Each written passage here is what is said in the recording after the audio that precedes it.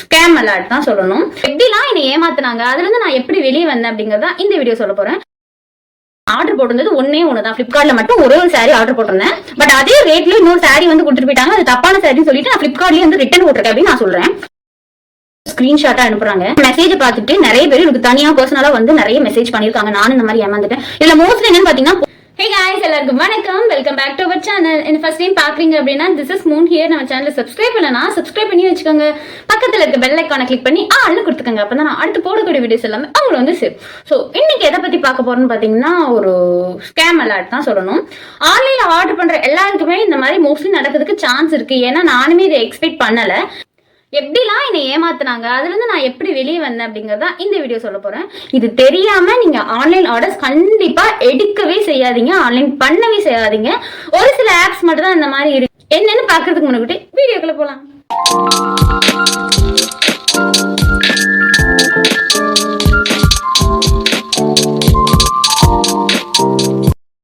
First day, okay, first டேல இருந்து இன்ன வரைக்கும் நடந்தது நான் எல்லாமே உங்ககிட்ட சொல்ல போறேன். ஃபர்ஸ்ட் என்னாச்சுன்னு பாத்தீங்கன்னா, நான் ஒரு சாரி வந்து ஆர்டர் போட்டிருந்தேன். ஒரு ஃபங்க்ஷனுக்காக ஆர்டர் போட்டிருந்தேன். எனக்கு இந்த டேட்ல வந்து டெலிவரி ஆக போகுது அப்படின்னு சொல்லிட்டு லாஸ்ட் மந்த் ஃபிக்ஸ் பண்ணியிருந்தாங்க. அந்த டேட்ல காலையில எனக்கு வந்து ஒரு கால் வருது. உங்களுக்கு வந்து டெலிவரி பண்ணணும் மேம், நீங்க வீட்டுல இருக்கீங்களான்னு கேட்டாங்க. ஆமா நான் வீட்டுல தான் இருக்கேன் அப்படின்னு. 15 minutes வெயிட் பண்ணுங்க, நான் அதுக்குள்ள வந்துருவேன், நான் கொஞ்சம் பக்கத்துல தான் இருக்கேன், அவங்க வர்றதுக்கு இந்த டைம் ஆகும், ஒன்னு இன்ஃபார்ம் பண்ணிடுறேன் அப்படின்ட்டாங்க. ஓகேன்னு சொல்லிட்டு நான் வெயிட் பண்ணிட்டு இருந்தேன். அப்போ 15 நிமிஷம் கழிச்சு அவங்களும் வந்தாங்க, கால் பண்ணாங்க. நான் வெளியில போயிட்டு எவ்வளோன்னு கேட்டேன். 479 ரூபா சொன்னாங்க. ஸோ நான் ஆர்டர் சாரி இருக்கும்ல, அதோட ரேட்டும் சேம். ஸோ நான் அவங்ககிட்ட கேட்க 10 ரூபா வந்து சிஓடிக்கு சேர்த்து போட்டிருந்துச்சு. நான் அப்போ அவங்ககிட்ட கேட்க 489 தானே, நீங்க 479 வாங்குறீங்க அப்படின்னா மொபைல்ல இருக்கதா காட்டுறாங்க. 479 தாமா அப்படின்னு சொல்லிட்டு மொபைல்ல இருக்கதா காட்டுறாங்க. சரி ஓகே அப்படின்னு சொல்லிட்டு நானும் வாங்கிட்டு வந்து உள்ள உட்காந்தாச்சு. உள்ள ஓபன் பண்ணி பார்க்க நான் ஆர்டர் பண்ண சாரியை தவிர ஒரு black colour sari, plain sari வந்து ரொம்ப டிரான்ஸ்பரண்டா இருக்கும்ல, அந்த மாதிரி ஒரு சாரி இருந்துச்சு.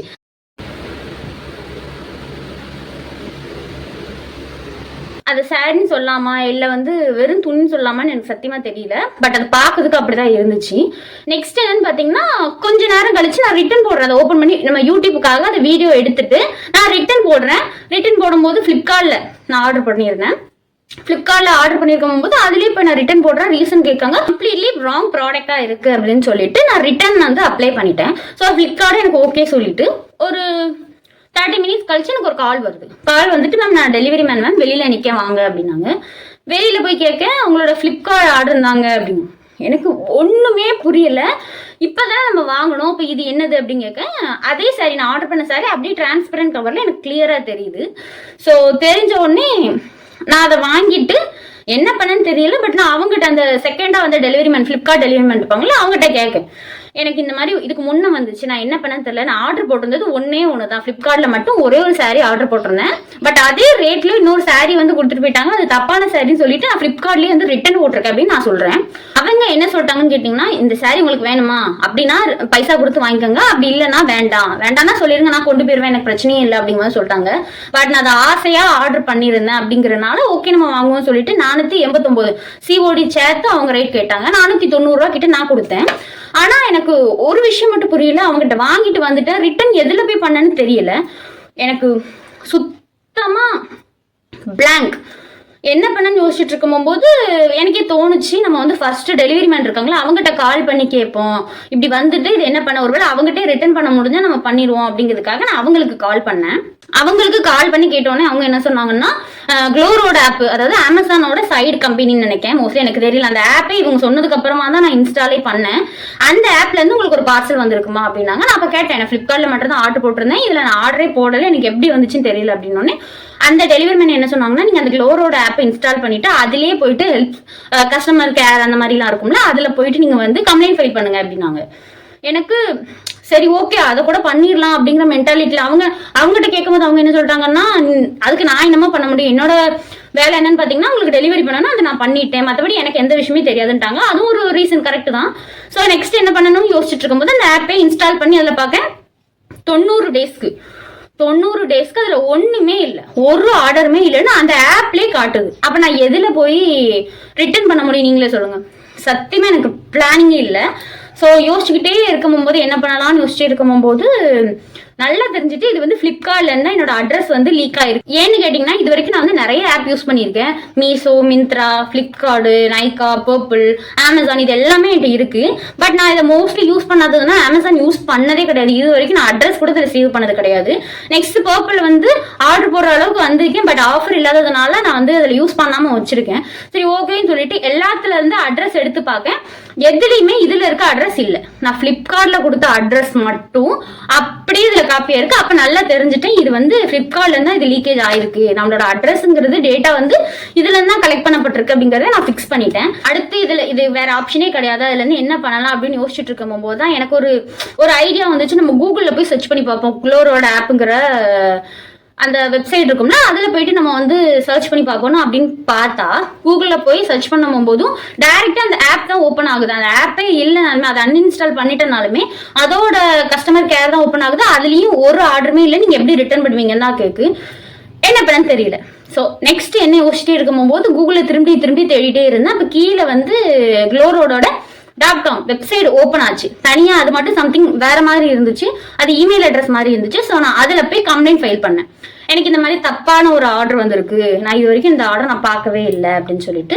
இதுக்கு இடையில அந்த ஃப்ளிப்கார்ட் சாரீ வந்துச்சுன்னா அந்த சாரீ வந்து நல்லாவே இல்லை. சுத்தமா உண்மையிலேயே சொல்லணும் ஆசைப்பட்டு ஆர்டர் பண்ணிச்சு. உள்ள பாத்தீங்கன்னா வெறும் பிளைன் முந்தானை அந்த முந்தானையில வந்து பிளைன் கோடா இருக்கு. சத்தியமா அதை வந்து நம்ம 500 ரூபாய்க்கு எடுத்துட்டு இந்த மாதிரிலாம் யூஸ் பண்ணிட்டு இருக்க முடியாதுனால அந்த சாரீவே நான் ரிட்டர்ன் பண்ணிட்டேன். ஸோ அதுவும் எனக்கு போச்சு. அதோட மணி வந்து என்னோட பேங்க் அக்கௌண்ட்ல ஏறிட்டு நெக்ஸ்ட் இதில் வந்து கம்ப்ளைண்ட் ஃபைல் பண்ணிட்டே இருக்கேன். ஒவ்வொரு நாளும் எனக்கு வந்து ஒவ்வொரு ப்ராசஸாக நடந்துட்டு இருக்கு. ஃபர்ஸ்ட் நாள் கம்ப்ளைண்ட் பண்றேன், மறுநாள் எனக்கு ரிப்ளை வருது.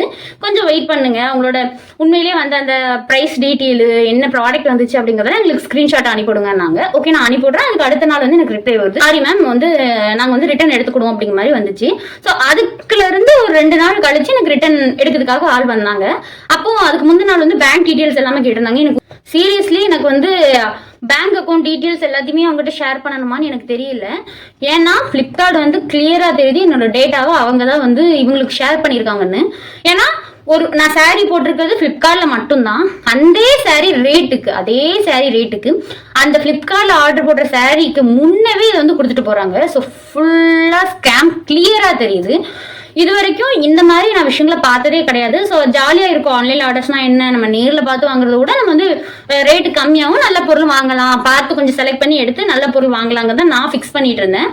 பட் இந்த மாதிரி நடக்கும் போது எனக்கே ஒரு பயம் வர ஆரம்பிச்சிச்சு. ஆன்லைன்ல வந்து நம்ம ஆர்டர் போடணுமா அப்படிங்கிற ஒரு பயம் வர ஆரம்பிச்சிச்சு.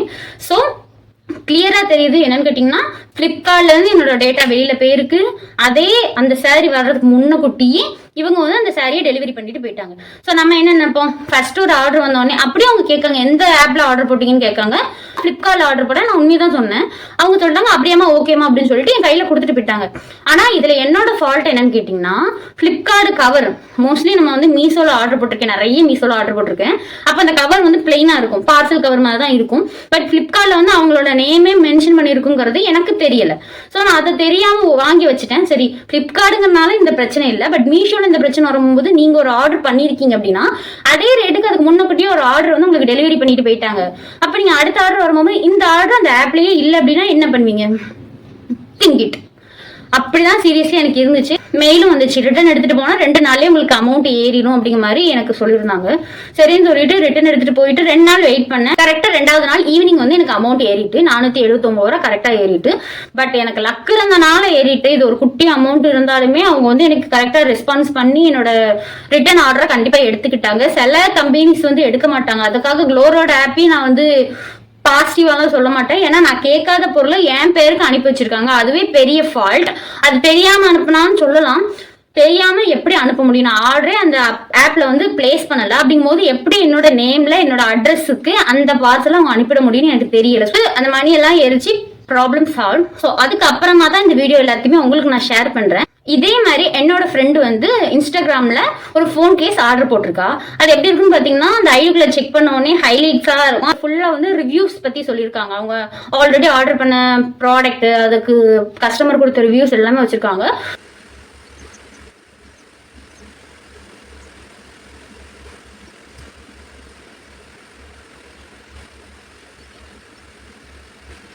உண்மையிலே இது ஒரு நல்ல ஐடி தான் அப்படின்னு சொல்லிட்டு அவளோ ஆர்டர் பிளேஸ் பண்ணிட்டா.